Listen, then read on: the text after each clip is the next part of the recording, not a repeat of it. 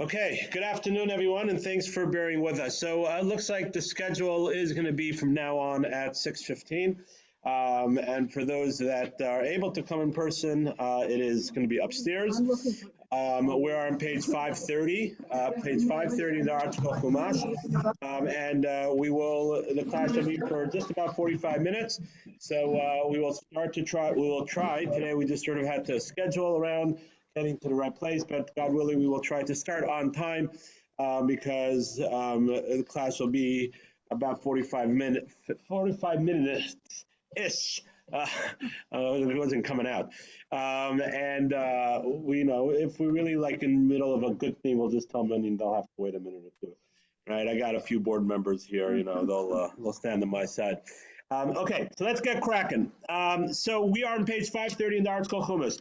Parshah Pekudei. As I mentioned in this week's Partners in Torah, which I had the privilege of speaking at, right? This is the last parsha in the book of Shemos. As we mentioned last week, typically this is connected with Vayakel, right? And that's why if you do listen to the video that our reglays are sent out, you'll hear me mumble a little bit and fumble a little bit in the beginning of my speech. Right? I felt like a beginner again, but it happens. It's good. It's humbling, right? And I was like, Vayakel, Para, I was like all over the place. And Bruce is laughing. He heard that, right? But it's good. It's humbling. But Parshas Pekudei is the last parsha, and it's sort of the completion of the recap of the Mishkan, of the vessels, and then it speaks about Moshe inaugurating, not really inaugurating, because the inauguration happens later on in the book of Vayikra, and that happens later on, right? But it says that Moshe was brought to Moshe, and then at the end of the parsha, it speaks about the cloud of glory came onto the Mishkan. That's sort of a very quick overview of the parsha. The beginning of the parsha speaks about the counting of the gold and the silver, and we have any accountants in the crowd, right? I guess that's why Jews also are good accountants, right? Because Moshe was sort of also the first accountant. It says, "Ve'ela Pekudei HaMishkan." These are the Pekudei. What does the word Pekudei mean? So article translates as reckoning, right? Recounting, sorry. Right? Reckoning is a different word. Right? Recounting, the counting of the Mishkan, right? Pekudei, liftot is to count, right? Is to check out what counting was. And these are the counting of the Mishkan, right? That was counted according to Moshe, right? With the Moses testimony, right? The work of Levim in the hands of Isamar, right? The son of Aaron Cohen, right? And then it continues, and then it goes in verse 24, Kal Zav, all the gold, right? And then it says a number, right? It goes and it counts how much gold and how much silver and onwards and forward. The commentaries want to know, what was the necessity? Why did Moshe need to count? Right? What was that counting? Like when there was scared, was it would be all of a sudden became the IRS, right? Right? It's coming tax season, right? It is tax season, right? The IRS saying, okay, how much taxes you have to have, right? How much possessions we gain, right? Or whatever it is, make sure that. What was the necessity of the counting? What was the purpose of it? And why does it say there was done al pi Moshe? Emphasizes that Moshe was one that did it, right? And Moshe oversaw it, right? What's the Torah trying to tell us? So the Midrash tells us something very interesting. The Midrash tells us that there were some leitzonei hadar, some gossipers, let's just call it, right? Leitzan there means a joker, right? That's what a leitzan means. Some of them means a joke. Now, a joke can be something that's good, right? Make people happy, laugh. Or sometimes when you make a joke in a derogatory way, right, sarcastic or things like that, it could be very hurtful, right? Even though, well, I'm just making a joke, right? But it resonates and it hurts, people hear it. And so I like calling it sort of like gossipers in a negative way, but like in a shorthand, slapstick kind of way that they try to get their message across, but not getting in trouble because it's just a joke. Right? You ever heard? I'm just making a joke, but you've hurt the person's feelings, right? You've said something derogatory about someone, right? But that's a different topic I don't want to get into. But there were people that were claiming that the Moshe Rabbeinu, right? He was pocketing some of the money. He was collecting all this gold and silver. We all sort of fit the bill, right, for the building of the Mishkan. And also, what Moshe? Really, maybe Moshe, like all of a sudden he's walking around like with some gold ring and some new Tesla, and like so he must be pocketing the stuff, and so others said, no, God forbid, Moshe wouldn't do that. Right? So Moshe went out of his way and he made sure he made an accounting for every piece of gold that came in, where it went, and how it was used. Right? And the commentaries expand on this, the Sephorna and others, many Rishonim commentaries from sort of the 10th, 11th century to the 15th century, give or take, and Achronim, the commentaries from the 15th century to current time. And they all expand on this. They all touch on this point. Each one has their own way of bringing this point out, but they all emphasize, and really based off this midrash, how important it is, lios nekiyim, right, to be clean, right? It says lios nekiyim me'Yisrael, Hashem v'Yisrael, from God, of course God, and me'Yisrael, and with the Jewish people. It means to say that our actions have to be I'm doing the right thing. Well, I don't care what people say, right? I don't care what people say. We say that I'm doing. So people let people talk, right? Let people talk. If you're in a position of leadership, not even if you're in a position of leadership, if you're just a mensch, and it's important to be nekin, to be clean from other people also.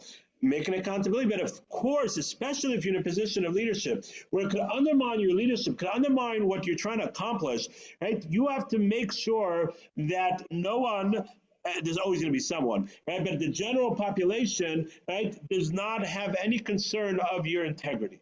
It does not have any concern of your integrity. It is crucial. And therefore, Moshe went out of his way. And he said, no, I'm going to be involved in this counting. I'm going to make sure, look, this is how much gold we have.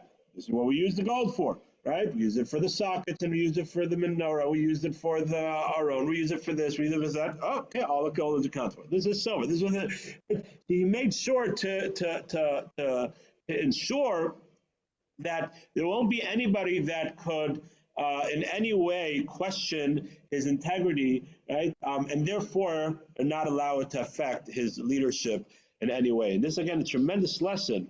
Of course, someone that's in a leadership component, but we're all in a certain way some kind of leaders. We're leaders in our home, leaders for our kids, our grandkids, our nephews and nieces, right? In our community, people that we hang around with, our friends, right? And it's important to have that integrity, right? To make sure that other people know where the money's going, just for example, by us, if we do, I tell my bookkeeping, and the bookkeeping makes a record, and I don't just, even though I have access to all the different accounts, I don't just transfer one. There has to be a reckoning. There has to be it has to be clean. It has to be someone else that knows what's going on, right? And it's not just for you. No, you're of course. First of all, it's always good to turn from having any desire. I think he knows. Sorry, guys, we lost you there for a minute. Okay, I guess No, we're back. Okay, good. I hope this class is not going to be now on two different videos. I hate when that happens. But okay, you see, that's where you gotta. Even though people listen to it and it's good, but there's always glitches that happen. That's why it's important to be in the class itself. So back to what we're saying, right? I didn't do that on purpose, I promise, right?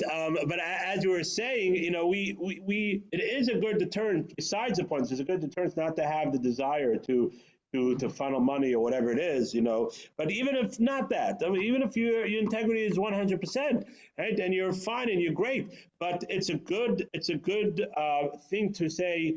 Care about what other people think, your integrity. It's not because you care about what they think, right? But it's because you want to make sure that you have your integrity in state. So that's one idea that the commentaries bring out for me. Another idea that I saw that the commentaries explain, that this is also this is not a we won't call it Pashup Pshat, right? Pashup Pshat means to say the simple explanation. They're based off the word. This is more of a like a drush, more of an analogy that we could take from here.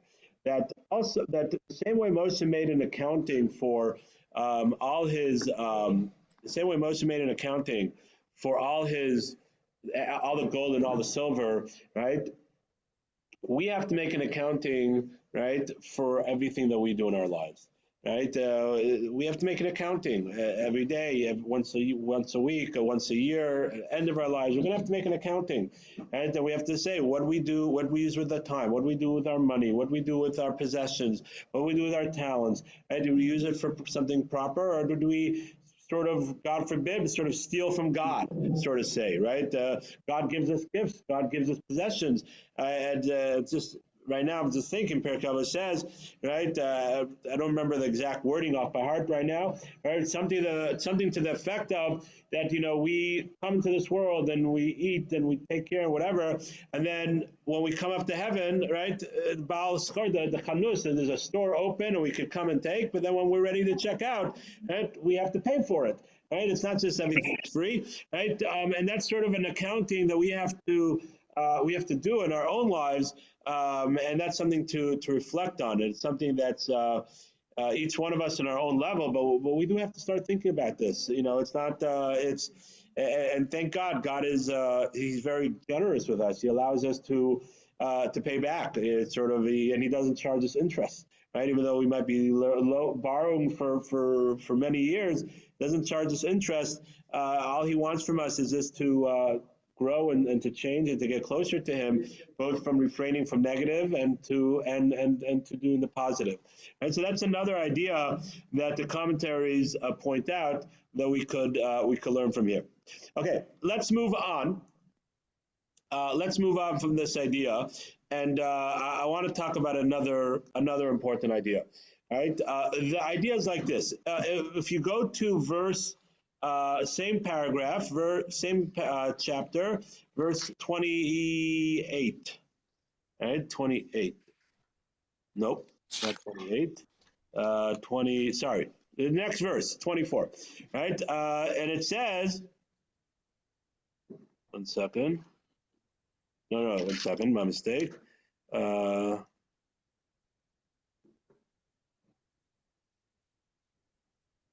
right, sorry, verse, where am I? 1 second. Give me 1 second. Yeah, 20, the next verse, 22. All right, sorry, the next verse, 22. And we find this phrase a few times throughout this parsha. This is the first time it's brought down. It's again in chapter 39, verse 1. Verse 1, it says the same thing, Kashat Shiva Hashem es Moshe, like God commanded Moshe, and it says that they did, it's called Asher Asa, they did every Betzalel, and they did everything like Hashem commanded Moshe, right? And it says this over, I don't know how many times throughout this parsha. I just showed you another one, 39a, it says it again, 39:6, the end, 39:7, the end of it, Kashat Shiva Hashem es Moshe, like God commanded Moshe, right? And constantly throughout this week's parsha, when it speaks about verse 21 on page 534, right? Again, it says the same thing. They did Kashat Shiva Hashem es Moshe, and continuously it speaks about Kashat like God commanded Moshe. Sometimes it adds Kenasu, so they did, right? And sometimes it just says that they did like Hashem commanded Moshe. The commentators want to know, right? Why didn't it say Kashat Shiva Hashem like God commanded, right? Right? That's what's important, right? That's what's important because of what God commanded. That's the important thing to say, like God commanded, right? So why does it say Kashat Shiva Hashem es Moshe like God commanded Moshe? What's the necessity to add that in? So the commentaries explain, right, that the Torah is teaching us something very, very important. When No, I just know that it's spotty throughout the whole place. Yeah, Yeah. right. I think there's a better internet connection for upstairs, and I'll have to get that from Jennifer because I know there's a different one. I think this is the one that's good for downstairs. Okay, whatever. This class will be in pieces. But again, I don't need to plug again the importance of being in the class. Okay, so the commentaries explain something so powerful. We know Maimonides, one of Maimonides' 13 principles of faith is we believe that everything, all the Torah that we have, Biyadenu, was given to Moshe. Right, and the importance of believing that everything we have is from Moshe. That's one of the 13 principles of faith. I don't recall it offhand exactly, right? But that's that offhand right now. But that called Torah Nitin B'Yadenu, Nitin it was given to Moshe, right? And the importance of the belief in Moshe. What's this important? We find it in other places in the Torah also, right? That Vayiminu b'Hashem b'Moshe Avdo, right? To believe in Hashem and Moshe his servant. And then it says, Yashir Moshe, right? What's the importance? They said they believed in Hashem. Happened to be at that time, Moshe was the leader, right? Why does it have to say Vayiminu b'Hashem b'Moshe Avdo, Moshe his servant? And there's a few things. Number one, and this is we're going to get to the more deeper one in a minute, but this is very practical and something that's sort of a lesson for all generations. The Torah is telling us Moshe was the leader at that time, of course, but the Torah is telling us that that Jewish people have to believe in their leader, that their leader is again, of course, it has to be a legitimate leader, right? But they have to believe in their leader, that everything that their leader is telling them, right, is from the Torah. From Moshe, it's from Hashem, right? Not to question, maybe Moshe has his own ideas, and we find this a few times, right? Korach, right? We're going to see in a few weeks' Torah report. Korach, what was Korach's issue? Korach felt that that Moshe Rabbeinu was keeping things for himself, right? That's what Korach felt, right? Korach didn't want to believe that everything was from Hashem, right? That was Korach's issue, right? We find other times, not Das and Vaviram, enough, and that people complained and said that Moshe Rabbeinu was just. Okay, I'm back. Yeah, we're gonna have to figure out a new, better internet connection over here. I would hotspot it to my phone, but I only have like 10% left on my phone today. But we'll figure it out for next week. So this is something extremely important in the transmission of the Torah and in the leadership of the Jewish people, that they have to believe in their rabbis. They have to believe in that what they're telling them is from Hashem, is from the Torah, and not the rabbi just is doing it for his own what makes sense for him and how he likes it and what the way he grew up. And of course, rabbis have to understand the congregation, but at the end of the day, what the Torah tells us, and the rabbi can't go against what the Torah tells us, then you don't want a rabbi like that. Right? We go become Reform and conservative, or go, just become unaffiliated if you want. Right? That's fine. You could just make yourself feel good, however way you want it. Right? But if you want a rabbi and you want to connect to it, so then it has to be someone that has ideals. And is Kasher Tziva Hashem es Moshe, will be like Hashem commanded Moshe over here through the Torah, and that's one important thing that the Jewish people at the time, that was the praise of the Jewish people, that they believed in Hashem and they believed in everything that came from Moshe. That's one idea. On a deeper level, the commentaries explain that there's something deeper going on over here also, and this is sort of also all generations, but something very important, that we have to have, we can't see Hashem, right? We can't see Hashem. That's how Hashem made it, right? And that's part, if we saw Hashem, then we would have no free will, right? Really, think about it. If we saw Hashem, we have no free will, right? So we can't. That's what it says, that angels in theory have free will, but they don't have a practical free will because they see Hashem, whatever that means. They're in the spiritual realm and they know this. Thank you so much.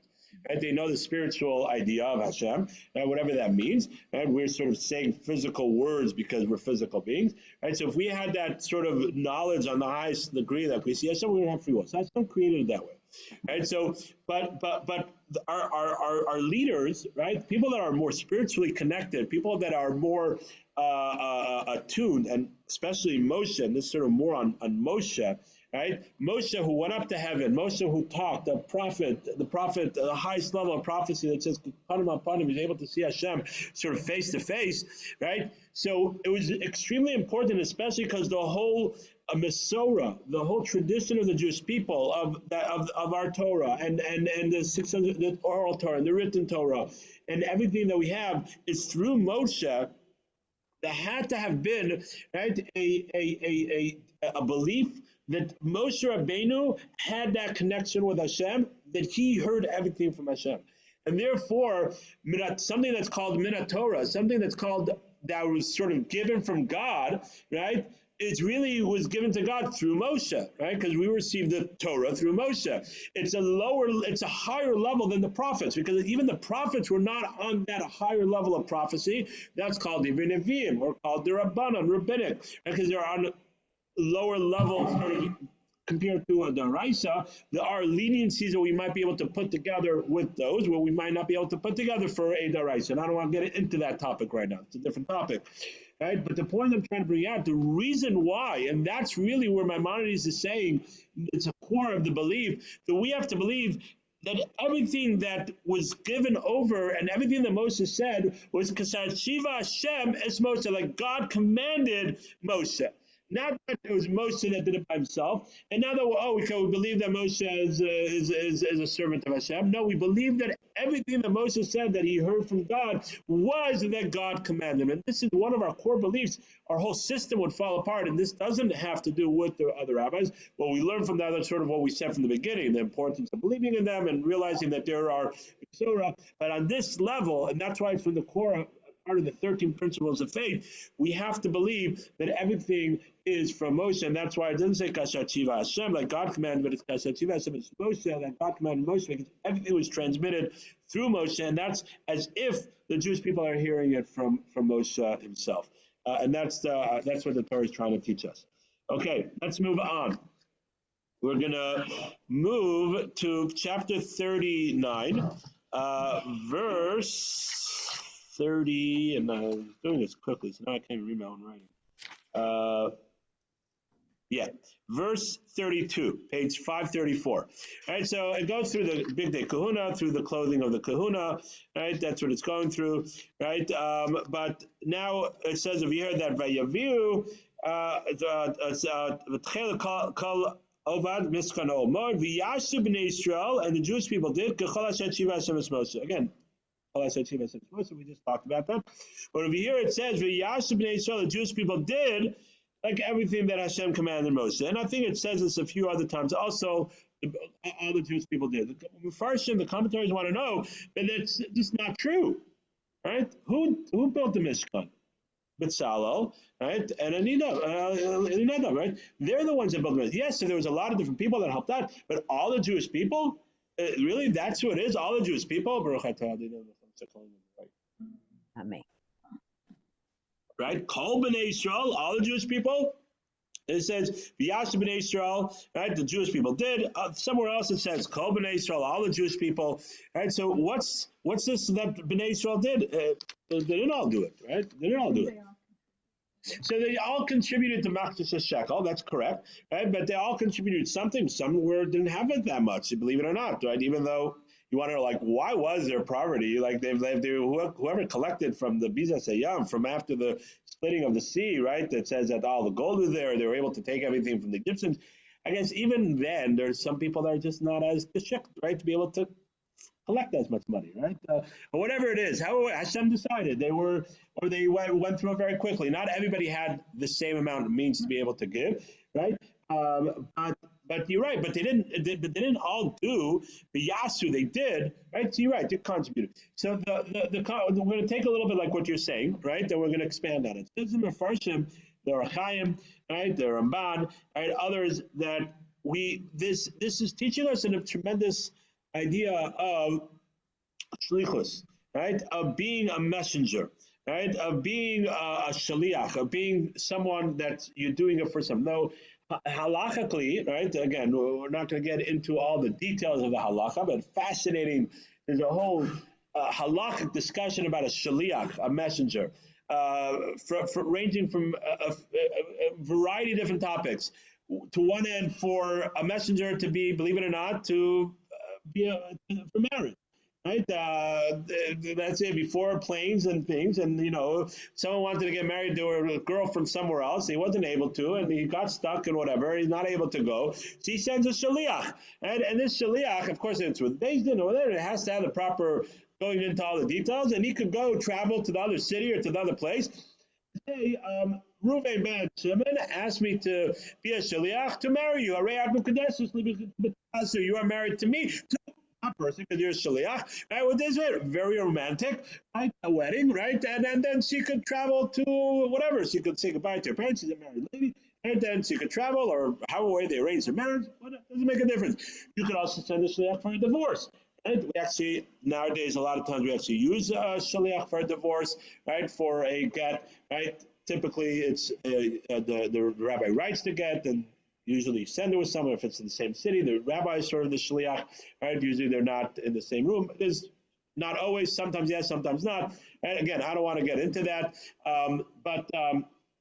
but you could use a shliach for that. You could also use a shliach to send to do a certain mitzvah, not all mitzvah, right? You can't get a shliach. Could you go shake the lulav and esrog for me? Right? No, you can't do that. Right? What kind of mitzvah could you have a shliach do? What kind you can't do? It's a whole topic in the Talmud. If it's a mitzvah that you have to do with your body, a mitzvah that you don't have to do, we have a shliach. If you make a blessing, if I make a blessing and you answer amen, right? I am your shliach of making the blessing. By you answering amen, you're affirming that you want me to be. So there's a variety of different things of you can do a shliach, of being a messenger.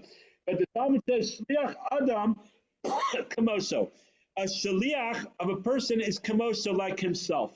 Right? And the commentaries are saying that, as you were saying, we all sort of gave a machzos a shekel, but on a deeper level, whoever was working in the Mishkan was being a shaliach, being a messenger for all the Jewish people, and therefore, since it's kamoso, just like someone is a messenger, it's as if he's doing it himself, right? So therefore, it's as if all the Jewish people built the Mishkan, right? And therefore, it's as if all the Jewish people built the Mishkan.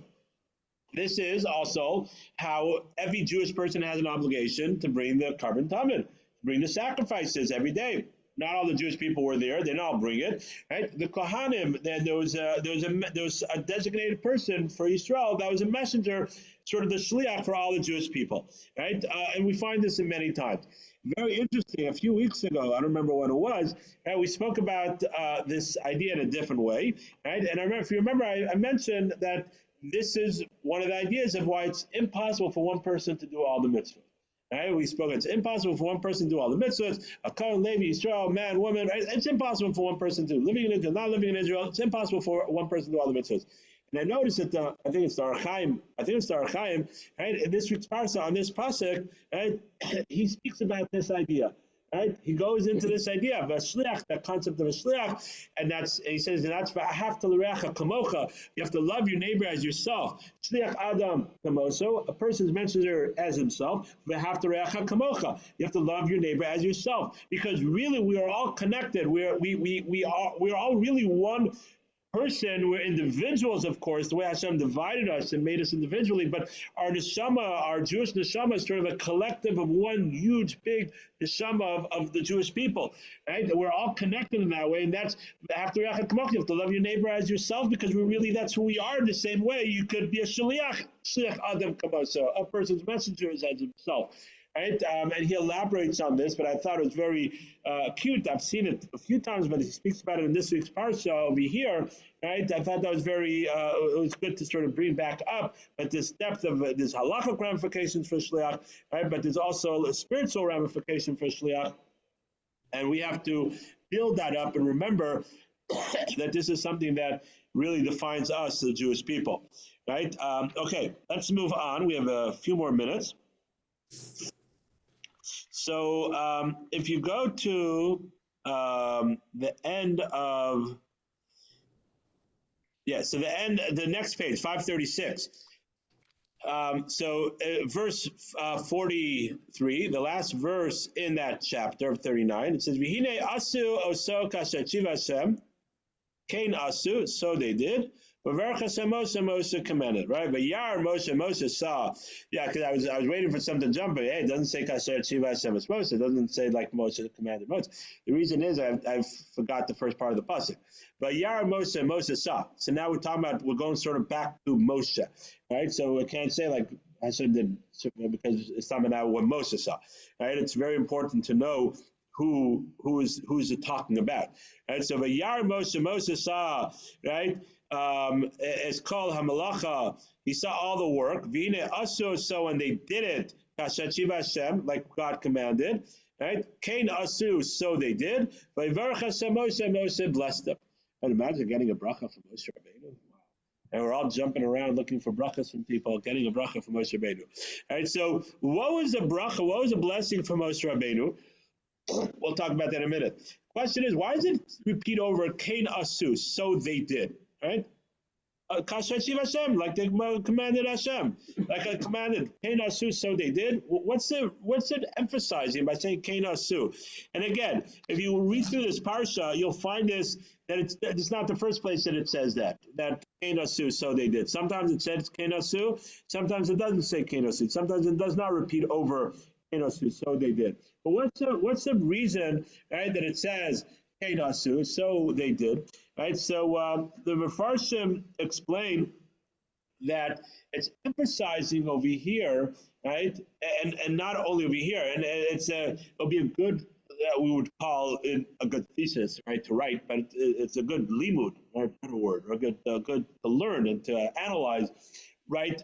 Find out where it says again Kain Asu and where it doesn't say Kain Asu, and see how those things all connect, right? These are things that are done, the rabbis, and it's something to analyze in the Torah, right? But the idea of Kain Asu repeating over that, sort of emphasizing this, is to tell us that sometimes we do things and we do it because we have to do it.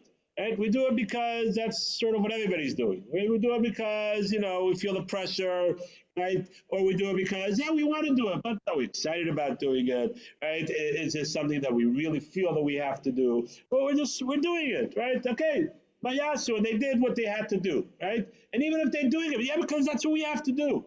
But is there more depth of a meaning behind it? The Torah says, Kain Asu. No, repeating over, Kain Asu. So they did means to say, not only did they do it because they needed it. Kain Asu, they did it because they wanted to do it. They were excited about doing it. They did it, as we would say in Yiddish, with a bread, right? With an excitement. That's what they did it. Right? And so the Torah goes and repeats over, Kain Asu. So they did, right? To emphasize this. And that's how we have to live our lives also. And when we do a mitzvah, and when we're doing chesed, when we're helping someone out, right? We're giving tzedakah, right? Whatever it is, okay, don't get me wrong, it's still a level to do it by saying, okay, I'm doing it because that's what I have to do it. I'm doing it because whatever, that's what we're done. But there's a higher level of doing it, Kain Asu, to do because that's what I want to do. Right? This is the Geschmack, this is Judaism, this is how I connect to Hashem, this is how I get closer to Hashem. Right? Kain Asu, so I'll do. And I'm going to do it again, and I'm going to do it with an excitement. That's what it's repeating over Kain Asu, and that's how we have to live our lives, one step at a time. But to try to get this into ourselves, of having excitement for Judaism, having the excitement of doing mitzvah, having the excitement to coming to shul, having the excitement to give tzedakah, right? And when you have that, then you want to do more of it. You're not going to feel, I did what I had to do, right? I did it. I'm good. I checked all the boxes. No. I'm going to give a little more tzedakah. I'm going to give a little more of my time. The chart has, okay, so I'll be there a little early and see if they need help or whatever it is. And Kain Asu, so I did with excitement, with a bread. And that's how we have to live our lives. And that's how we have to live our Judaism. Just to bring out one more point on this, and then we'll talk about one more thing. And for all the million goers, don't worry, we'll stop at 7, right? We find that in the Parshas Kiseitze, when it speaks about Kisavo, when it speaks about the brachas and the klalos, right? In middle, of the klalos, the middle of the curses, right? It sort of is a weird pasuk.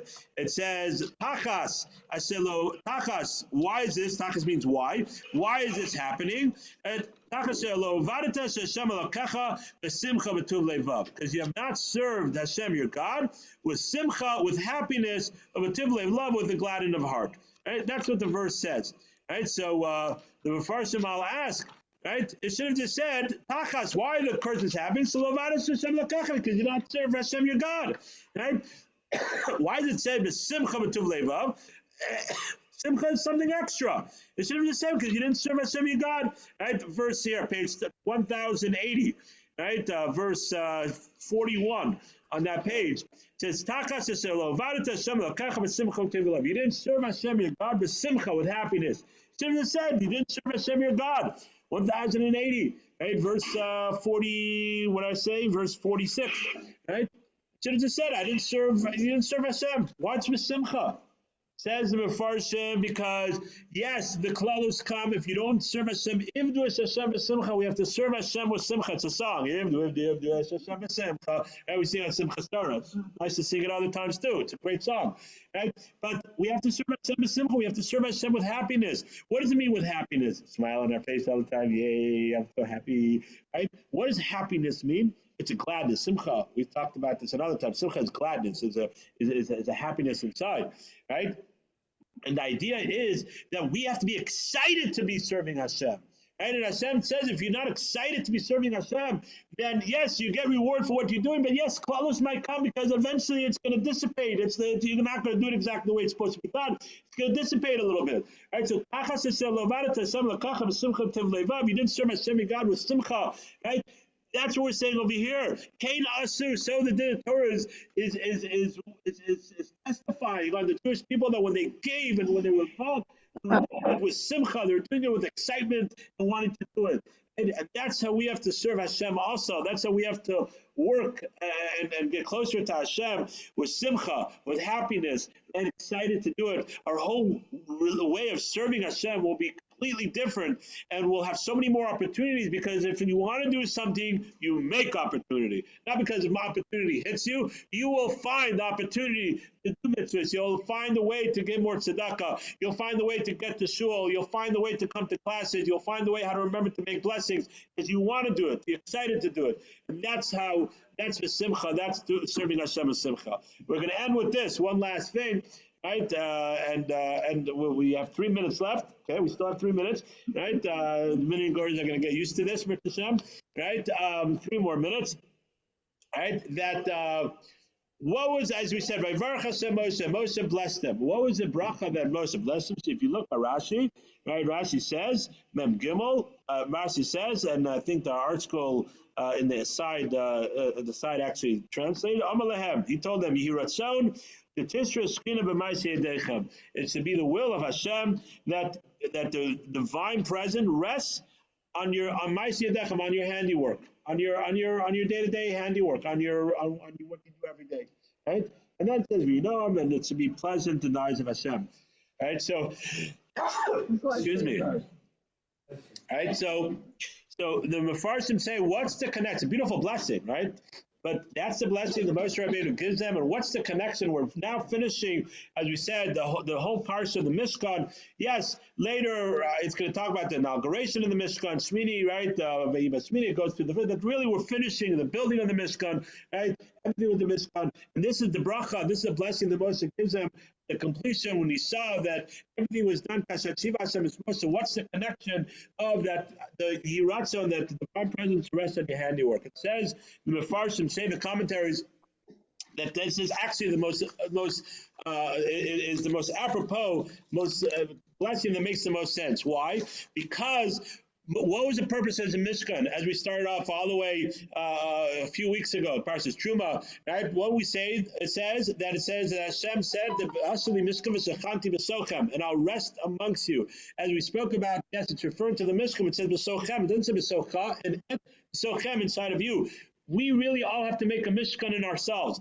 each one of us has to build a Mishkan. Each one of we spoke about this in the introduction, in the beginning, how each avoda, each thing, we went through some of them, but this is something that we all have to build within ourselves and make ourselves a Mishkan. Right? And what Moshe saw that the Jewish people, right, when they built a Mishkan, they did it like Hashem commanded them. It wasn't just that they came and we said Hey Nasu, and so they did it. They did it with an excitement. They did it not because they have to do it, because they want to do it. They want to have a place for resting of Hashem in our midst, in our physical world, right? A place that we could go and connect. And Moshe saw when it said Hey Nasu, and so they did it. And also they want that to infuse in themselves, right? Not just external. Oh, we go to church and we make Hail Marys and we move on, right? No, we go to davening and then we go back home and we do what we need to do. And within themselves, in their home, the Mishkan, it was Chenasu. They were excited about it. They're making the Mishkan in themselves also.